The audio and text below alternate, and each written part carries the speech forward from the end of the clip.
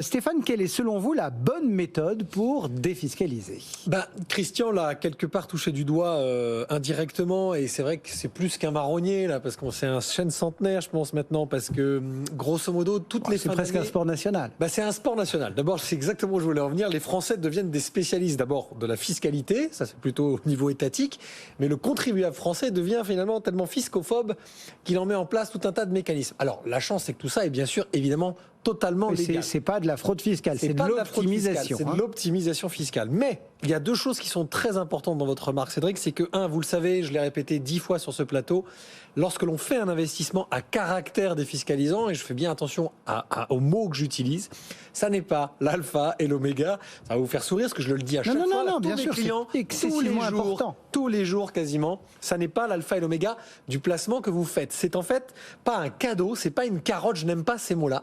C'est une incitation que les pouvoirs publics mettent à disposition d'un secteur d'activité, l'immobilier, le placement à risque, les PME, etc., pour que les Français choisissent d'investir dans ce secteur-là dont on a besoin, plutôt que dans les bons vieux livrets A, fonds euros, etc., etc. Donc en fait, c'est une façon de flécher l'épargne. De flécher l'épargne, exactement. Donc soyez d'abord, évidemment, la première méthode, soyez très prudent de ne pas partir uniquement pour payer moins d'impôts, parce que si sur les 20 ans de carrière qui sont derrière moi, toutes les erreurs, toutes les fautes presque qu'ont fait certains contribuables reposaient uniquement sur cette fiscophobie nationale. L'autre sujet, c'est qu'évidemment, et alors là, moi je suis conseiller en gestion de patrimoine, de toute façon je n'ai pas le choix, c'est un parcours réglementaire qui me semble tellement logique et qu'il est devenu obligatoire, mais qui est d'une logique implacable.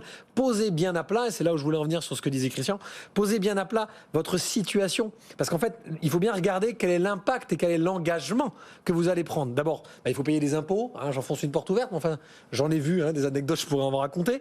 On paye d'abord des impôts pour avoir une réduction d'impôts, ou alors on fait des investissements qui sont des charges de type femme de ménage, etc., qui sont des crédits d'impôt. Mais là, il faut bien comprendre aussi les termes, et ensuite, on regarde bien quel est l'engagement dans la durée, parce que là, toute la liste de Prévert, l'inventaire de la Prévert que vient de nous faire Christian, a des durations, des engagements qui sont un risque. La non-liquidité de votre investissement est un vrai risque par les temps qui courent. Donc, soyez vigilants.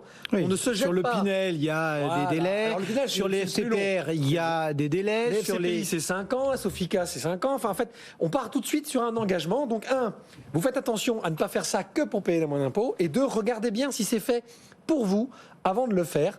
Il faut évidemment bien prévoir que les conséquences sur votre vie quotidienne, payer moins d'impôts c'est bien, mais je le dis toujours en souriant, mais c'est pas drôle. Si c'est pour empêcher vos enfants de faire des études dans 15 ans, ça n'a aucun sens. Vous êtes d'accord avec tout ça, j'imagine, Christian ? Ah oui, mais bien sûr. En fait, c'est la situation de chaque contribuable doit être regardée de près. Et c'est vrai qu'au revenu, on rencontre encore beaucoup trop de jeunes contribuables, 24, 25, 26 ans, qui payent 1 000, 2 000 ou 3 000 euros d'impôts et qui veulent sortir, je dirais, l'artillerie lourde.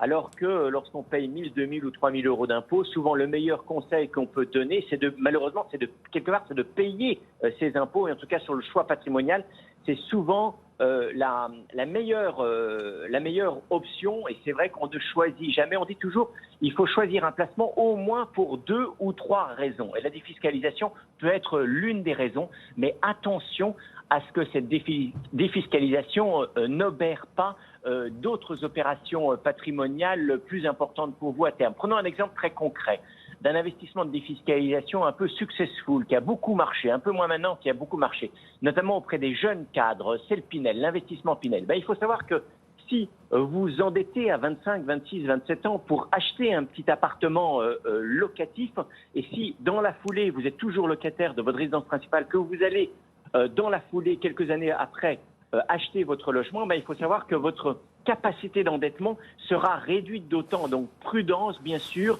il faut tenir compte de l'ensemble de votre situation patrimoniale et fiscale.